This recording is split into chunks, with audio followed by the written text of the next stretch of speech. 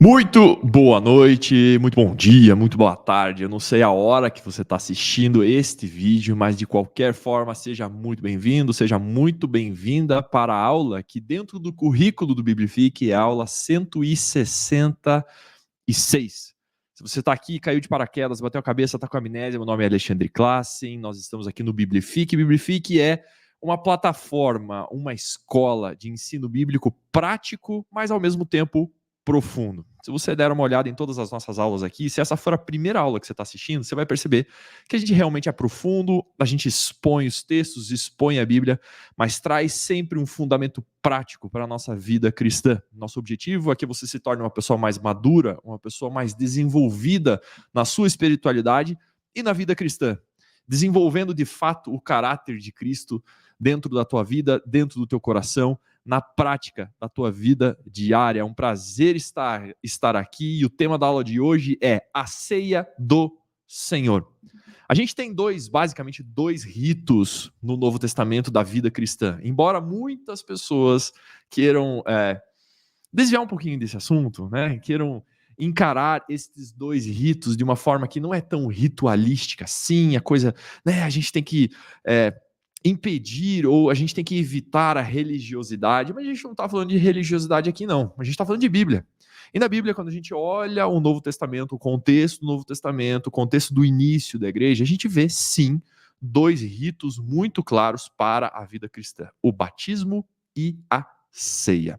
Do batismo, nós já temos aula aqui no Biblifique, mas da ceia, a gente nunca tinha falado, a gente nunca tinha exposto esse assunto única e exclusivamente em uma aula. E é exatamente isso que eu quero conversar com você, sobre a ceia do Senhor. A ceia, essa mesmo que você toma aí na sua igreja, na sua célula, no seu pequeno grupo, enfim, independente de onde você está, você toma essa ceia possivelmente de maneira regular e habitual na sua igreja, ou pelo menos assim eu espero. O objetivo da aula aqui, gente, é uma aula, obviamente. Ou seja, isso aqui não é um vídeo do YouTube normal, um vídeo acelerado, não.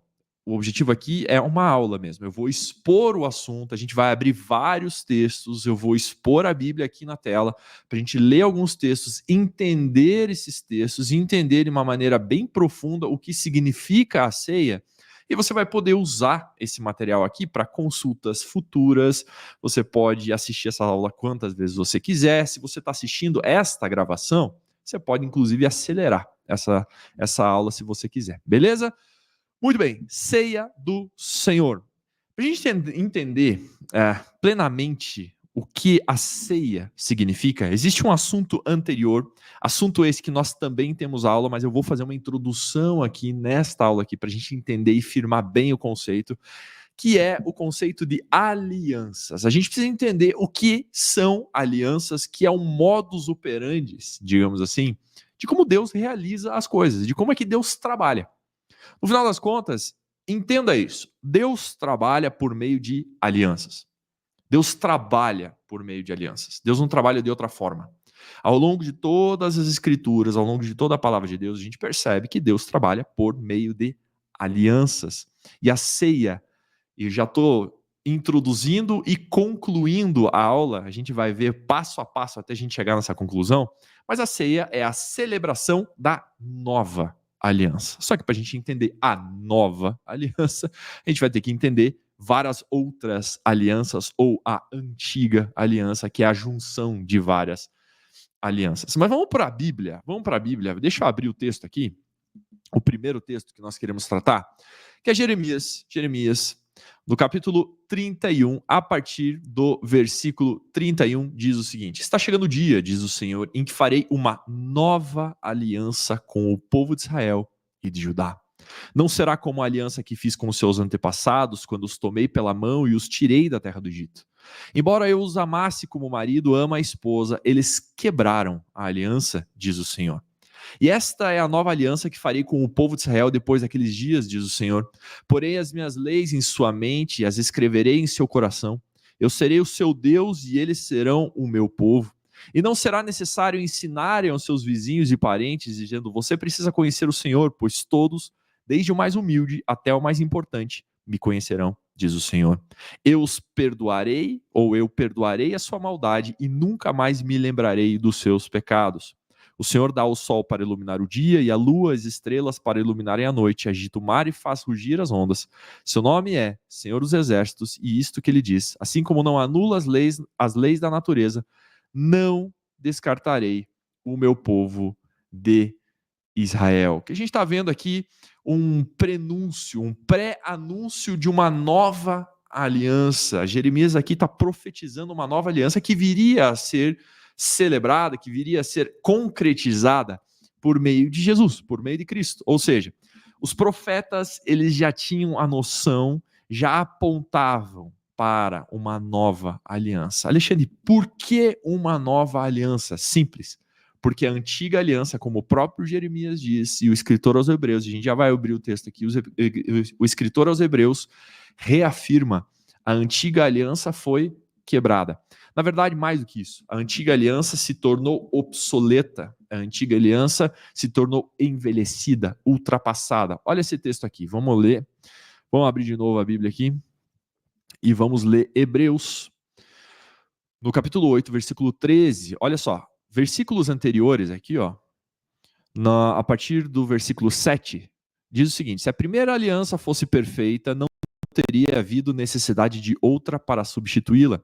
Mas quando Deus viu que o seu povo era culpado, disse, e aí ele faz a transcrição, o escritor aos Hebreus faz a transcrição do texto de Jeremias 31 que a gente acabou de ler, e ele finaliza no versículo 13 dizendo o seguinte: quando Deus fala de uma nova aliança, significa que tornou obsoleta a aliança anterior, e aquilo que se torna obsoleto e antiquado logo desaparece. Ou seja, o que ele está dizendo aqui é, quando Deus fala de uma nova aliança, significa que tornou envelhecida, obsoleta, ultrapassada a aliança anterior. Ou seja, precisávamos de uma nova aliança porque a antiga se tornou obsoleta.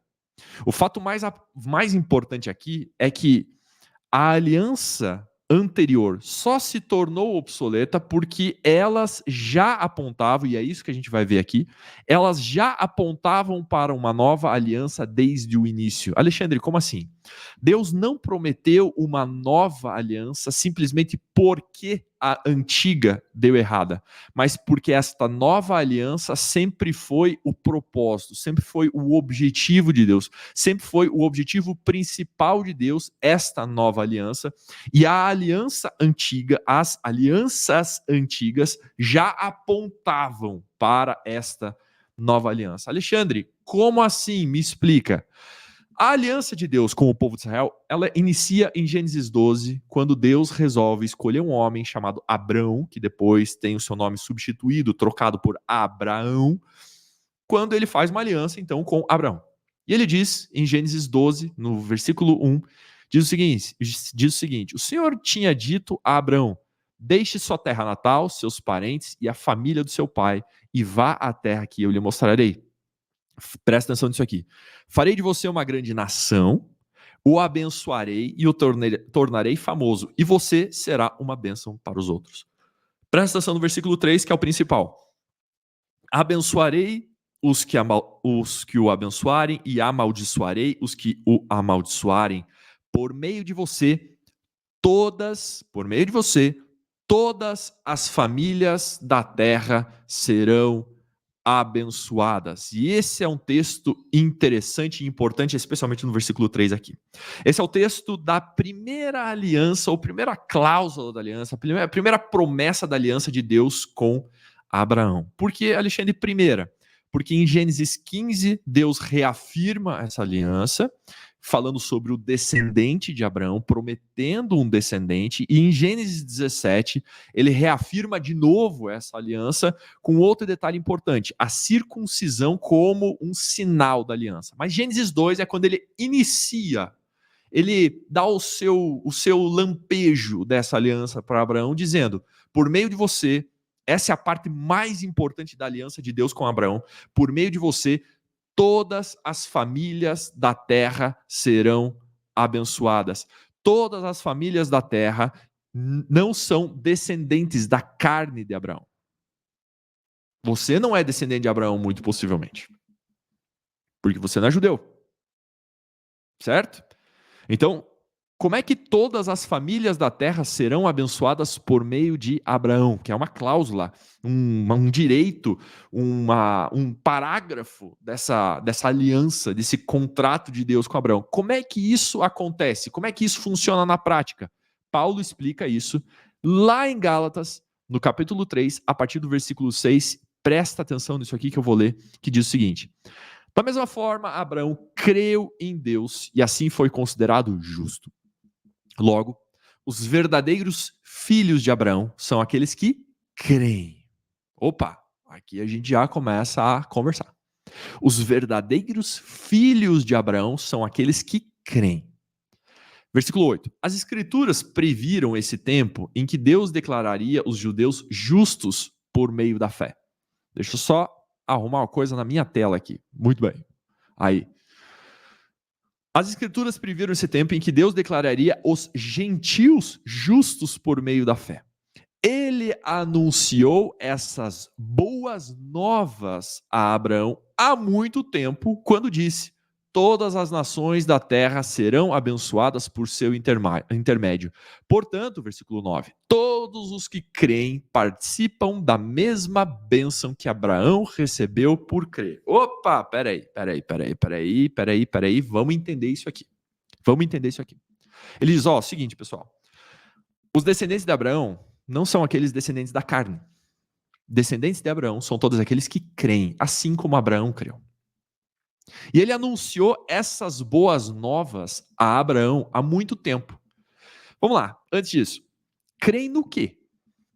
Creem no Evangelho, creem em Cristo, creem na obra de Cristo, creem no senhorio de Cristo, creem na morte e na ressurreição de Cristo, creem no perdão dos pecados por meio de Cristo, creem que Cristo é o Senhor soberano sobre todas as coisas, que Ele morreu, ressuscitou, agora está vivo, reina e voltará. Aqueles que creem nisso são os verdadeiros filhos de Abraão.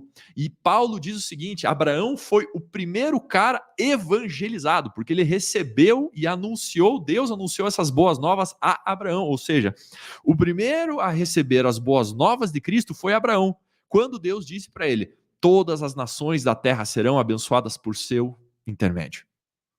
Nós somos abençoados com a obra de Cristo por meio da aliança de Deus com esse cara, Abraão. E aí no versículo 9, Paulo conclui: portanto, todos os que creem participam da mesma bênção que Abraão recebeu por crer. No versículo 14, logo abaixo aqui, deixa eu ver se vocês estão vendo minha tela. Estão? No versículo 14 ele diz: por meio de Cristo Jesus, os gentios foram abençoados com a mesma bênção de Abraão, para que recebêssemos pela fé o Espírito prometido.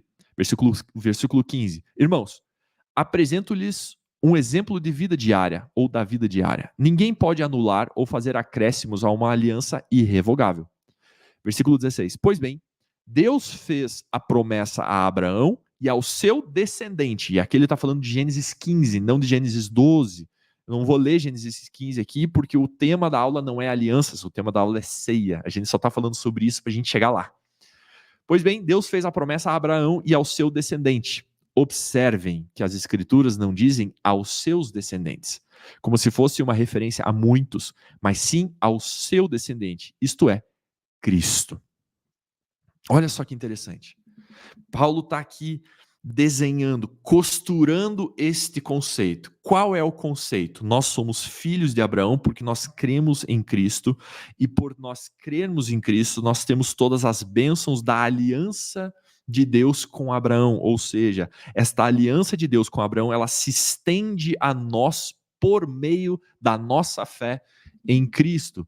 No versículo 26, ele volta a falar sobre isso, dizendo o seguinte: pois todos vocês são filhos de Deus por meio da fé em Cristo Jesus. Todos que foram unidos com Cristo no batismo se revestiram de Cristo. Não há mais judeu e nem gentil, escravo nem livre, homem nem mulher, pois todos vocês são um em Cristo Jesus. E agora pertencem a Cristo e são verdadeiros filhos de Abraão, herdeiros dele segundo a promessa de Deus. O que isso quer dizer, pessoal? Que essa aliança que Deus fez com Abraão pertence a nós por meio de Cristo. certo? E ela se estende, então, à nova aliança. Só que essa aliança que Deus fez com Abraão, ela recebeu uma espécie de aditivo, ela recebeu uma espécie de aperfeiçoamento. Deus fez uma aliança diferente, além dela, como um aditivo, como um adendo, como algo que talvez não estivesse abrangente ou abrangido na aliança com Abraão, mas que agora, por meio da aliança com o Sinai, a gente pode ter esse approach. E o que é a aliança do Sinai? É a lei. A aliança de Deus feita com Israel na saída do Egito, baseado na lei. E a lei, por sua vez, apontava e deveria apontar para Cristo. Assim como a aliança de Deus com Cristo, aliás, a aliança de Deus com Abraão apontava para Cristo, apontava para o descendente, apontava para Jesus, apontava como aquele em quem todas as nações poderiam e seriam abençoadas. A lei dada a Moisés, a lei dada no Sinai, como sinal da aliança de Deus no Sinai com o povo de Israel, também apontava para Cristo de alguma forma. O grande erro do povo foi entender da lei algo como mais importante do que o propósito da lei. Porque o propósito da lei era apontar para Cristo, era anunciar a Cristo, era apontar para um estilo de vida fiel que esperava o Cristo.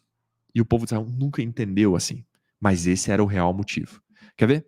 Vamos lá. 2 Timóteo, no capítulo 3, no versículo 14, diz o seguinte: Você, porém, deve permanecer fiel àquilo que lhe foi ensinado. Sabe que é a verdade, pois conhece aqueles de quem aprendeu. Versículo 15: Desde a infância lhe foram ensinadas as sagradas escrituras. Opa, peraí, pausa aqui. Sagradas escrituras para eles aqui, para Timóteo, é Antigo Testamento, é Pentateuco, certo? São os primeiros livros da Bíblia, é a lei. É aquilo que foi escrito por Moisés. Gênesis, Êxodo, Levítico, Números e Deuteronômio. Tá? A gente não está falando de evangelhos aqui, porque eles não tinham acesso ao evangelho. Eles não tinham acesso à Bíblia que nós temos hoje. As escrituras, para nós, são muito mais abrangentes do que aquilo que era escritura para eles. Quando Paulo menciona sagradas escrituras, ele está falando do Pentateuco. Ele está falando dos livros que Moisés escreveu, a lei. Ele diz o seguinte: desde a infância lhe foram ensinadas as sagradas escrituras que lhes deram, ou que lhe deram, sabedoria para receber a salvação que vem pela fé em Cristo Jesus. Ou seja, as sagradas escrituras, a lei, davam ou poderiam dar sabedoria para receber a salvação que vem pela fé em Cristo Jesus. E isso é incrível, é fantástico. Porque quando a gente olha as mensagens de algumas pessoas, porque a lei, porque a lei, porque a lei. Não, não, não, não. Como Paulo diz, a lei é boa. A lei apontava para a necessidade de fé em Jesus. A lei, ela não era suficiente para justificar. Apenas Jesus é suficiente para nos justificar, ou a obra de Cristo é suficiente para nos justificar. Mas a lei é boa, e a lei apontava para Jesus. Existem outros textos aqui que eu não vou ler, porque, de novo, o tema da aula não é alianças, mas, por exemplo, em Lucas 16, Jesus conta uma parábola do rico e do Lázaro. Lázaro está no Hades, Lázaro está no inferno. Mentira, confundi. O rico está no inferno, o rico está no Hades e Lázaro está no seio de Abraão, está no céu, certo? E aí, de alguma forma, o rico e o Lázaro conseguem se olhar, conseguem se ver em cada um com as suas realidades. E o rico diz: olha, pelo amor de Deus, alguém vai avisar os meus parentes para andar numa vida mais certinha do que eu andei, porque eu não quero que eles venham para o mesmo lugar que eu estou aqui. E aí Jesus, dentro da parábola, ele diz: olha, eles têm Moisés e os profetas. Se eles não conseguem acreditar em Moisés, a lei e os profetas, como é que eles vão acreditar em mim? Ou seja, a lei, ela apontava para Cristo. Quando Jesus está discursando em João 5, versículos 39 e 40, ele diz que as escrituras testificam ao meu respeito. Ou seja, as escrituras, o Pentateuco, aqueles 5 primeiros livros da Bíblia, apontavam testificavam a respeito de Cristo. Em Lucas 24, quando Jesus está com os 2 discípulos de Emaús, e quando ele parte o pão e ele começa a ensinar aqueles discípulos, o texto diz que Jesus expõe as Escrituras. E aí os olhos deles começam a se abrir por causa da obra de Cristo. Ou seja, Jesus abre, Jesus expõe as Escrituras falando a respeito dele. Isso é interessantíssimo. Pausa para tomar uma água.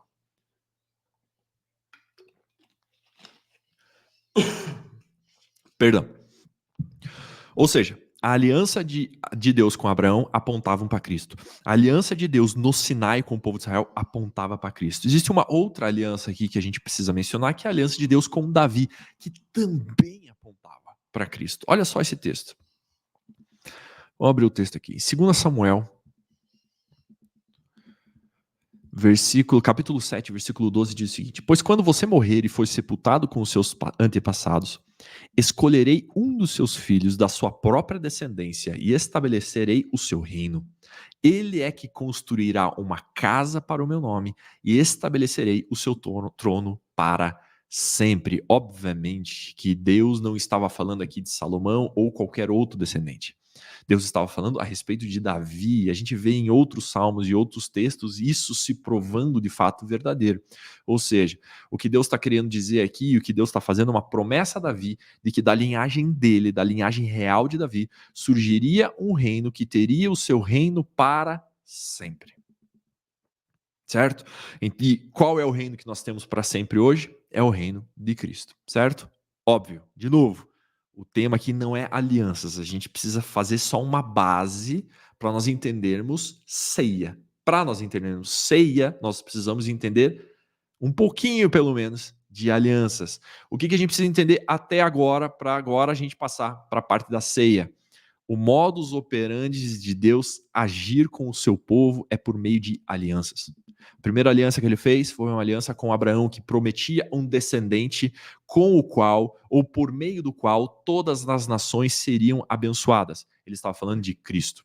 A lei dada na aliança de Deus com Moisés ou com o povo de Israel no Sinai, a lei apontava para Cristo. E a aliança de Deus com Davi, que apontava para um reino sempre eterno, obviamente apontava também para o reino eterno de Cristo, filho de Davi, da linhagem de Davi. Ou seja, todas as alianças, estas mesmas alianças que o texto de Jeremias menciona, que o texto de Hebreus menciona, que se tornou obsoleta, que se tornou envelhecido, que se tornou ultrapassado, todas essas apontavam para uma nova aliança que era de fato o propósito de Deus para o seu povo. O propósito de Deus nunca foi a aliança apenas com Abraão, o propósito de Deus nunca foi uma aliança só do Sinai ou só com Davi.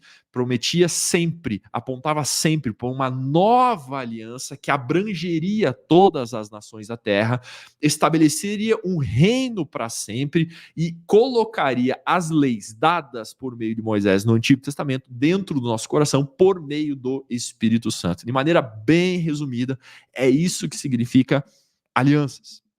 Por meio dessas alianças, Deus conduziu o seu Kairos e o Cronos por uma nova aliança. Nova aliança essa que nós temos acesso então por meio de Cristo. E aí, quando Jesus instaura uma nova aliança, ele inaugura um rito, uma cerimônia, um ato memorial, um rito memorial. A ceia. Vamos abrir lá comigo em Lucas 22. Lucas 22, a partir do versículo 14, nós vamos ler até o versículo 20. Lucas 22, versículo 14, diz o seguinte: Quando chegou a hora, Jesus e seus apóstolos tomaram lugar à mesa. E Jesus disse: Estava ansioso para comer a refeição da Páscoa com vocês antes do meu sofrimento. Pois eu lhes digo agora que não voltarei a comê-la até que ela se cumpra no reino de Deus. Então tomou um cálice de vinho e agradeceu a Deus. Depois disso, tomem isso e partilhem entre vocês. Pois não beberei vinho outra vez até que venha o reino de Deus. Versículo 19. Tomou o pão e agradeceu a Deus. Depois partiu e deu aos discípulos, dizendo: Este é o meu corpo, entregue por vocês. Façam isso em memória de mim. Depois de cear, depois da ceia, Jesus tomou o cálice de vinho e disse: esse é o cálice da nova aliança. Jesus, ele pega um cálice e ele diz: este é o cálice da nova aliança. Quando a gente olha este ato, para a gente, ele é quase que banal, porque a gente viu isso e leu isso tantas vezes que a gente não percebe o que está acontecendo. Mas Jesus está falando com judeus. Jesus está falando com aqueles que conheciam a aliança de Deus com Abraão, que conheciam a aliança de Deus. Vou usar os outros termos. Conheciam a aliança de Deus com o seu povo, iniciando em Abraão. Conheciam a aliança de Deus com o seu povo por meio do Sinai e conheciam a aliança de Deus com o seu povo por meio de uma aliança real com Davi. Quando Jesus agora ergue um cálice e diz: esse é o cálice da nova aliança, ele está inaugurando uma nova aliança. E essa nova aliança ela é confirmada com o sangue de Cristo. E é o que ele diz aqui. Ele diz: esse é o cálice da nova aliança, confirmada com o meu sangue, que é derramado como sacrifício por vocês. Paulo, em 1 Coríntios 11, ele repete as palavras de Lucas e a gente vai trabalhar esse texto daqui a pouquinho, mas eu só vou ler pelo menos a primeira parte desse texto aqui, que Paulo repete as palavras de Lucas dizendo: pois eu lhes transmiti aquilo que eu recebi do Senhor. Na noite em que o Senhor Jesus foi traído, ele tomou o pão, agradeceu a Deus, partiu e disse: esse é o meu corpo que é entregue por vocês. Façam isso em memória de mim. Da mesma forma, depois da ceia, tomou o cálice e disse: esse é o cálice da nova aliança. Esse é o cálice da nova aliança, confirmada com o meu sangue. Façam isso em memória de mim, sempre que o beberem. Ou seja, Jesus ele inaugura um rito, ele inaugura um memorial, ele inaugura um ato cerimonial que representa a nova aliança. E esse ato a gente chama de ceia. E essa primeira ceia aconteceu em um momento muito específico, não foi em um qualquer momento, foi um momento muito específico, que foi a Páscoa. A Páscoa dos judeus, que tem muito significado. Essa relação ceia com Páscoa tem muito significado e é isso que a gente precisa entender. Para você entender certinho, eu vou pedir para você uma tarefa de casa. Depois que você assistir essa aula, você não precisa parar a aula agora, mas depois que você assistir essa aula, eu preciso que você abra sua Bíblia e você leia Êxodo 12. O que está acontecendo em Êxodo 12? Êxodo 12 é a celebração da primeira Páscoa. A Páscoa era uma festa estipulada, obrigatória para o povo de Israel. Obrigatória para o povo escolhido por Deus. O que aconteceu? A aliança de Deus com Abraão, ela deu certo, o povo se multiplicou, mas em Gênesis 15, Deus fala para Abraão o seguinte: olha, Abraão, esse povo aqui vai ficar preso 400 anos como escravo no Egito, em outra nação. E foi assim que aconteceu mesmo. O povo de Israel ficou 400 anos escravo no Egito, até que por meio de Moisés, Moisés é chamado e ele vem para o Egito para libertar o seu povo. E o que acontece? Provavelmente você já sabe, tem um monte de filme que fala sobre isso. O filme Príncipe do Egito, ele fala sobre as pragas. Começam pragas no Egito para que o coração de Faraó, sempre que amolecia, ele endurecia, mas para que Deus se mostrasse grande sobre a nação do Egito e o povo de Israel pudesse sair liberto de lá, absolutamente livre daquela escravidão, Deus manda pragas. E ele começa a fazer 1, 2, 3, 4, vai até a 9ª praga. Na 10ª, Deus olha para o povo e fala assim: ó, agora é o seguinte, é a última praga. Todos os primogênitos do Egito serão mortos. Todos. Não vai sobrar um. Todos os primogênitos que vivem no Egito, e presta atenção nisso aqui, todos os primogênitos que vivem no Egito vão morrer. Mas vocês, para vocês se livrarem disso, para vocês se livrarem dessa praga, vocês precisarão fazer uma coisa. Vocês vão precisar escolher um cordeiro, vocês vão matar esse cordeiro, e nessa noite específica aqui, nessa noite, que é a noite de Páscoa, que Deus estava instaurando, vocês vão comer o cordeiro inteiro, e o sangue desse cordeiro, durante o dia, vocês vão passar em volta da sua porta. Você provavelmente conheça essa história, você sabe dessa história. E ali se instaura a Páscoa. 7 dias depois, desse dia em diante, por 7 dias, eles não poderiam comer pães com fermento, só pães asmos. No dia seguinte a isso, no dia seguinte ao que aconteceu, então todos os primogênitos do Egito foram mortos, com exceção, obviamente, daquelas casas em que o sangue estava na porta. Eles foram libertos e puderam prosseguir para a terra prometida. Agora, essa festa da Páscoa era uma festa obrigatória. A partir desse dia, a festa da Páscoa era obrigatória todos os anos. Absolutamente todos os anos. E nessa comemoração, nessa celebração da Páscoa, é que Jesus aparece aqui e instaura a ceia. A gente já vai ver que o rito da Páscoa tinha 14 passos. Jesus, ele escolhe uma partezinha desse rito e ele estabelece a ceia como ato memorial da nova aliança. Ou seja, eu preciso que você leia, depois que você sair dessa aula, eu preciso que você leia o texto de Êxodo 12, para você entender certinho, com detalhes, o que eu estou falando aqui. Agora, a Páscoa no Antigo Testamento tem muito significado e a ceia inserida nessa Páscoa tem muito significado. Por quê? Porque no dia 10 do primeiro mês, os judeus precisavam escolher o cordeiro que seria sacrificado no dia da Páscoa. Então, no dia 10, eles escolhiam, passavam-se 4 dias, no dia 14, eles matavam o cordeiro, no dia 14, então, eles celebravam a Páscoa. Quando a gente fala do cordeiro, obviamente que a primeira menção que a gente tem é do cordeiro, o cordeiro que expia o pecado, o cordeiro que era morto em lugar do pecado, lá no tabernáculo de Moisés. Mas a história do cordeiro começa antes. A história do cordeiro começa aqui, na Páscoa. A história do cordeiro começa no cordeiro substituto. Alexandre, por que cordeiro substituto? Quando a gente está aqui no Brasil, o Brasil é um país muito sincretista, então é muito comum as pessoas terem objetos da sorte, a gente vê muito amuleto, esse tipo de coisa. E a nossa cultura sincretista, essa cultura aqui mística, essa cultura até de certa forma ritualística, a gente acha que Deus não matou os primogênitos das casas do povo de Israel porque o sangue estava na porta. Isso não é verdade. Isso não é verdade. Porque a promessa de Deus foi: todos os primogênitos de animais e humanos serão mortos no Egito inteiro. Ele não diz que o sangue impediria. Ele diz: vocês vão matar um cordeiro e vão matar o cordeiro e vão passar o sangue em volta da porta. Alexandre, o que isso quer dizer? O que livrou a casa de Israel, ou as casas de Israel, dessa praga, não foi o sangue, foi o fato do cordeiro já ter sido morto no lugar do primogênito. O sangue era só a prova de que o cordeiro tinha sido morto. Ou seja, quando Deus parava diante de uma porta de uma casa de Israel e via o sangue, não era o sangue o detalhe.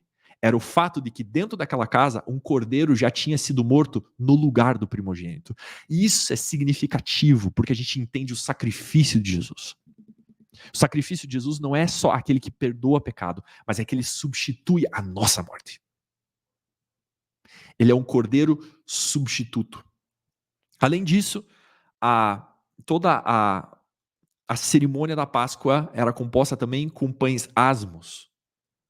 E aí, ainda como eu falei, eles eram comidos por uma semana depois ainda da festa da Páscoa. O que isso significa? Pães sem fermento, pães asmos, significam pães sem jactância, sem orgulho, sem soberba, ou seja, sem mérito. A saída do povo do Egito, o livramento da escravidão no Egito foi absolutamente sem nenhum mérito do povo. Foi absoluto e 100% exclusivo milagre de Deus. Da mesma forma, a graça de Deus veio sobre a nossa vida e nos salvou dos nossos pecados sem absolutamente nenhum mérito. Pão asmo. Além disso, o fermento sempre representa impureza na Bíblia. Ou seja, nós estamos falando de um sacrifício, de algo que foi feito com pureza e santidade. Além disso, a festa da Páscoa era composto por ervas amargas, que relembravam sempre a amargura da escravidão do Egito. E como eu falei, o sangue na porta, que significava uma espécie de proteção, que significava, de fato, pechar, que é Páscoa, que é passar por cima. Deus chegava naquela casa, via o sangue, entendia que naquela casa o cordeiro tinha sido morto e ele passava por cima daquela casa. Significa o livramento, significa a proteção de Deus. A Páscoa, ela foi, obviamente, sendo comemorada como festa obrigatória, e no Novo Testamento ela tinha um rito de basicamente 14 passos. E aí, dentro desses 14 passos, Jesus instaura a ceia que representa, que relembra a nova aliança. O primeiro passo, quando eles se reuniam para fazer e para comemorar a Páscoa, naquele jantar em que Jesus estava com os seus discípulos lá, eles faziam uma oração. A primeira coisa que eles faziam era oração.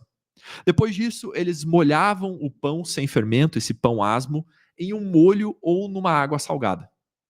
E eles tomavam o primeiro cálice de vinho. Você vai perceber aqui que a Páscoa no Novo Testamento era composta por 4 cálices de vinho. 4 cálices, não apenas um. 4 cálices. E aí, Jesus entra aqui na jogada para falar e fazer o cálice da nova aliança, e a gente já vai ver, aguarde, a gente já vai ver isso, tá? Então, o segundo passo, eles molhavam o pão em água salgada. Alexandre, como é que você sabe disso se a Bíblia não conta? Isso são estudos de judeus, historiadores daquela época. Ou seja, quando a gente vai estudando aqui como é que a Páscoa funcionava naquela época de acordo com a história, é exatamente isso que eu estou conversando com vocês, certo? No terceiro passo, eles tomavam o primeiro cálice, que eles chamavam de cálice da santificação. Depois disso, eles cantavam cânticos, especialmente o Salmo 113 e o Salmo 114. E a partir disso, o chefe da família contava a história da primeira Páscoa. Todo ano, o chefe da família contava a história da primeira Páscoa. Todos os anos. Absolutamente todos os anos. Não passava, a gente já sabe sobre a Páscoa, não precisa contar mais. Não, todo ano ele contava. Por quê? Porque é importante nós relembrarmos aquilo que Deus fez por nós. Então, todos os anos ele contava. No passo 6, eles bebiam algumas gotas de água salgada em memória das lágrimas derramadas pelos seus ancestrais lá na escravidão do Egito. E eles tomavam o segundo cálice, o cálice do livramento, alusão ao livramento das pragas no Egito. No oitavo passo, eles lavavam as mãos, porque eles já estavam começando a se preparar para partir o pão e comer do cordeiro. Então eles lavavam as mãos, e é aqui que provavelmente, lá em João 13, tenha acontecido o lava-pés. Nesse momento, Jesus deve ter pego uma bacia, pego uma toalha e começado a lavar os pés. Eles só lavavam as mãos, e Jesus então resolveu também lavar os pés. Nono passo é que eles repartiam então o pão e embebedavam o pão em ervas amargas. Quando a gente lê o texto de João 13, o texto diz que Jesus pega o pão, molha o pão e entrega para Judas. E para Judas ele diz: aquilo que você tem que fazer, faça depressa.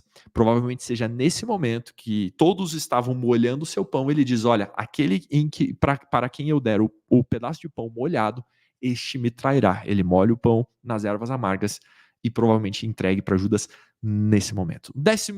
No décimo passo, eles começavam então, junto com o pão, comer o cordeiro. Então como é que a coisa acontecia? Eles molhavam o pão nas ervas amargas, pegavam o cordeiro com o pão e comiam. Era um sanduíche de cordeiro. Maravilhoso, uma delícia. Provavelmente era uma delícia. Super bem temperado, com as ervas certas, no ponto certo, molinho, desmanchando. Se você tá com fome, meu irmão, minha irmã, aí agora acabou. Porque eles faziam aquele pão gostoso, temperadinho, salgadinho. Era bom demais. É nesse momento, então, que eles começavam a comer o cordeiro. E no 11º passo, eles partiam o pão. Eles partiam o pão. E é aqui que Jesus começa a coisa toda, nos textos que a gente leu. Em Lucas 22 e em 1 Coríntios 11, 23. É no partir do pão que Jesus começa a ceia. E ele diz a respeito do corpo dele, do pão que seria partido, do pão que seria morto. E depois do pão, eles tomavam o terceiro cálice da comemoração da Páscoa, que era o cálice da redenção e da salvação. É nesse cálice, já depois do partir o pão, que Jesus diz: este é o cálice da nova aliança. aliança que promove redenção, aliança que promove salvação. É aqui que Jesus institui a Páscoa, aqui que Jesus institui a nova aliança, é aqui que ele chancela a nova aliança, é aqui que ele fala, isso aqui representa o meu sangue, está vindo para vocês uma nova aliança. Para aqueles homens que estavam ali, isso era uma disrupção, era super disruptivo, porque eles estavam acostumados à festa da Páscoa normal, comemorando a aliança normal. De repente Jesus fala assim, não, agora tem uma nova aliança, e a comemoração, o ato cerimonial, o ato memorial dessa nova aliança é esse aqui, o partir do pão e a ceia, que representa a nova aliança. 13º passo, eles cantavam cânticos, especialmente Salmo 115 e Salmo 118, isso está lá escrito em Marcos, que antes de eles irem para o Getsemane, eles cantaram cânticos, e no 14º, por fim, eles tomavam do quarto cálice, que era o cálice de louvor. Vamos abrir o texto aqui de Lucas, e a gente vai perceber que Lucas menciona 2 cálices, e talvez você nunca tenha percebido. Em Lucas 22, no versículo 14, vou ler de novo, tá? Diz o seguinte: quando chegou a hora, Jesus e seus apóstolos tomaram lugar à mesa para comemorar a Páscoa. Jesus disse: estava ansioso para comer a refeição da Páscoa com vocês antes do meu sofrimento. Pois eu lhes digo agora que não voltarei a comê-la até que se cumpra o reino de Deus. Então tomou um cálice de vinho e agradeceu a Deus. Depois disso, tomem isso e partilhem entre vocês. Então ele tomou um cálice aqui. Provavelmente o segundo cálice da comemoração da Páscoa, que é o cálice do livramento. E ele diz: eu não beberei vinho outra vez até que venha o reino de Deus. Versículo 14. Tomou o pão e agradeceu a Deus. Depois partiu e deu aos discípulos, dizendo: este é o meu corpo, o corpo entregue por vocês. Façam isto em memória de mim. Depois desse ato, Jesus tomou o cálice de vinho. Então a gente está falando de 2 cálices. Não estou falando de um só. Não estamos falando de um ato só deles tomando vinho. Estamos falando de 2 atos deles tomando vinho. O primeiro ato, o primeiro vinho lá, era o cálice do livramento, era o segundo cálice dentro do escopo da comemoração da Páscoa, e agora, finalmente, eles partem o pão, e agora, finalmente, eles vão para o terceiro cálice, que é o cálice da redenção e da salvação. E Jesus toma o cálice de vinho e diz: este é o cálice da nova aliança confirmada com o seu sangue, com o meu sangue, que é derramado como sacrifício por vocês. O que eu quero dizer é que Jesus pega um corte da comemoração da Páscoa e institui este corte aqui como um memorial, como um ato memorial, como um ato cerimonial da nova aliança. Ou seja, a ceia é um ato memorial da nova aliança, uma aliança que ela é eterna, uma aliança que é maior, uma aliança que não envelhece, uma aliança que todos temos acesso, uma aliança em que a lei ela é estabelecida dentro do nosso coração por meio do Espírito, em que o nosso coração é transformado, que o nosso pensamento é transformado, em que nós somos regenerados. É nessa nova aliança que nós temos acesso à perfeição de Deus, que nós temos acesso ao pleno cuidado de Deus, que nós temos acesso a tudo aquilo que Abraão tinha acesso, tudo aquilo que o povo de Israel tinha acesso no Antigo Testamento, nós também temos agora por meio de Cristo Jesus. Toda aquela lei que era difícil de ser cumprida, torna-se possível de ser cumprida por meio da vida do Espírito Santo em nós, e é um reino eterno. Nós temos a certeza absoluta de que o sacrifício de Cristo, a nova aliança, ela nunca perde a validade. Por quê? Porque por meio da aliança de Deus com Davi, ele já falou, vai ter um reino, e o reino é eterno, é para sempre. E aí nós entramos no texto, de novo, de 1 Coríntios, no capítulo 11, a partir do versículo 23, em que Paulo ensina o povo do que é, de fato, a ceia. O que ela significa? E ele diz: pois eu lhes transmiti aquilo que recebi do Senhor. Na noite em que o Senhor Jesus foi traído, ele tomou o pão, agradeceu a Deus e partiu e disse: esse é meu corpo que é entregue por vocês. Façam isso em memória de mim. Da mesma forma, depois da ceia, tomou o cálice e disse: esse cálice é a nova aliança, confirmada com o meu sangue. Façam isso em memória de mim sempre que o beberem. Porque cada vez, e aqui entra um detalhe da ceia, porque cada vez que vocês comem desse pão e bebem desse cálice, anunciam a morte do Senhor até que ele venha. Assim, quem come do pão ou bebe do cálice do Senhor indignamente é culpado de pecar contra o corpo e o sangue do Senhor. Portanto, examinem-se antes de comer do pão e beber do cálice. Pois se comem do pão ou bebem do cálice sem honrar o corpo de Cristo, comem e bebem julgamento contra si mesmos. Muito bem. É isso que Paulo ensina sobre, deixa eu só trocar a tela, é isso que Paulo ensina sobre a ceia e alguns detalhes importantes sobre a prática da ceia. Ele diz o seguinte: a ceia é um ato memorial. Ele diz, olha aqui, ó, deixa eu achar de novo, façam isso em memória de mim sempre que porque cada vez que vocês comem desse pão e bebem desse cálice, anunciam a morte do Senhor até que ele venha. Ou seja, a ceia é um ato memorial da morte de Cristo, é um ato memorial do sangue derramado, do corpo quebrado, do pão partido, mas também é um anúncio da volta de Cristo. Isso, como cristãos, nós precisamos ter uma consciência um pouco maior do que isso de fato significa na ceia. A ceia não é só um memorial do sacrifício de Jesus por nós, mas é um memorial da vitória de Cristo sobre a morte, da ressurreição, fazendo com que ele volte até nós.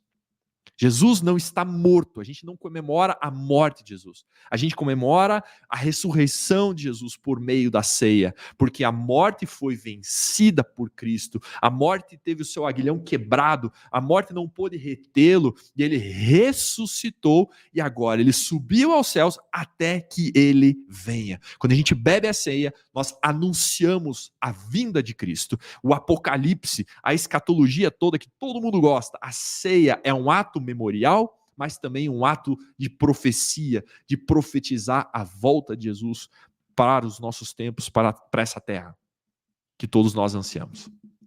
Ou seja, não tome a ceia simplesmente, olha, Jesus, aquilo que você fez por nós, aquilo que o Senhor fez por nós, beleza, você tem que fazer isso mesmo, mas tome a ceia com a certeza de que Jesus venceu, Jesus ressuscitou e ele vai vir, ele voltará para tomar essa ceia juntamente conosco.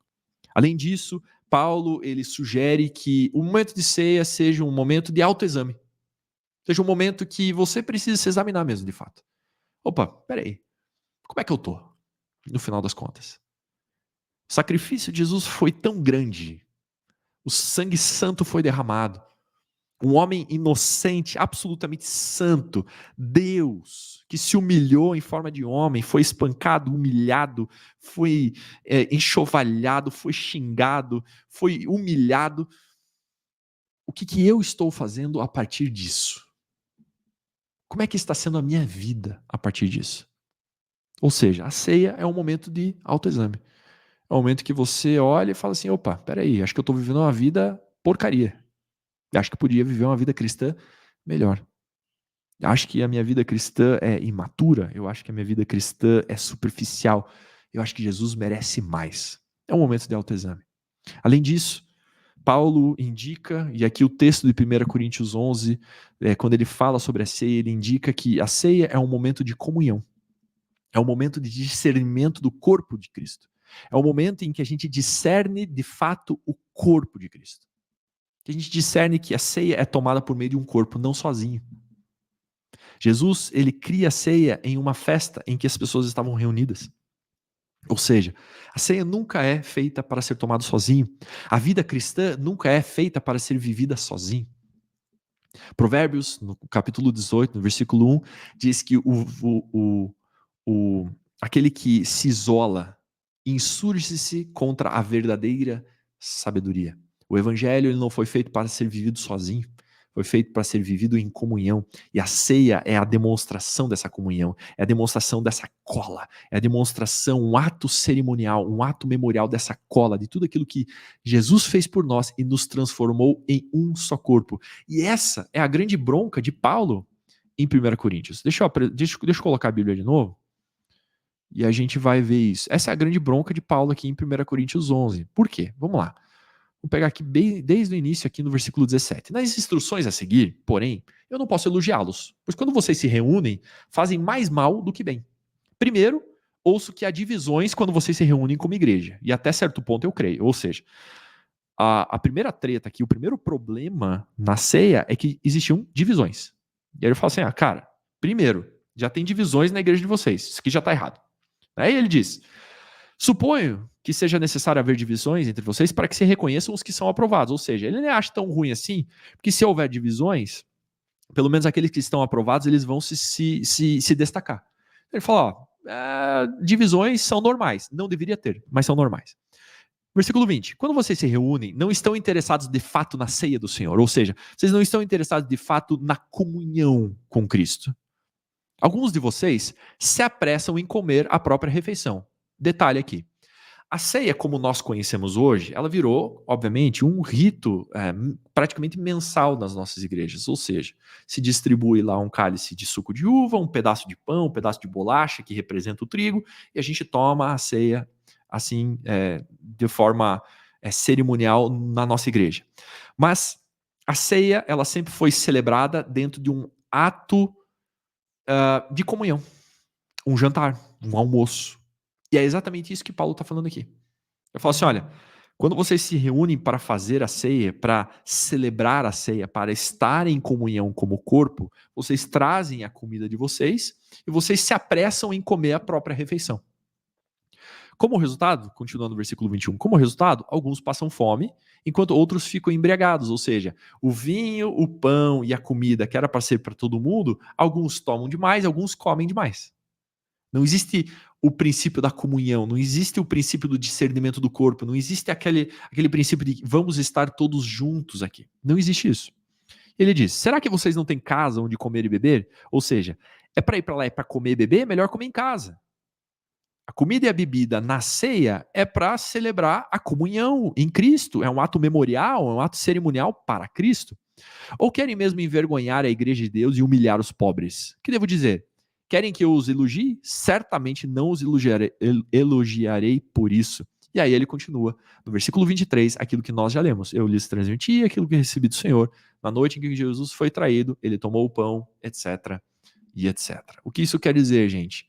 A ceia é um ato memorial feita para ser celebrada em comunhão, porque nós somos um corpo de Cristo, celebrando a um Senhor que está sobre nós, que morreu, ressuscitou, está vivo e voltará. Esse é o verdadeiro significado do que significa a ceia. A ceia é um ato memorial, um ato comemorativo da nova aliança, que também menciona, que também aponta para a volta de Jesus até que ele venha. Maranata, até que ele venha. Muito obrigado pela tua presença, espero que você tenha sido abençoado, espero que você tenha entendido um pouquinho mais sobre a ceia do Senhor. Deus abençoe e até a próxima.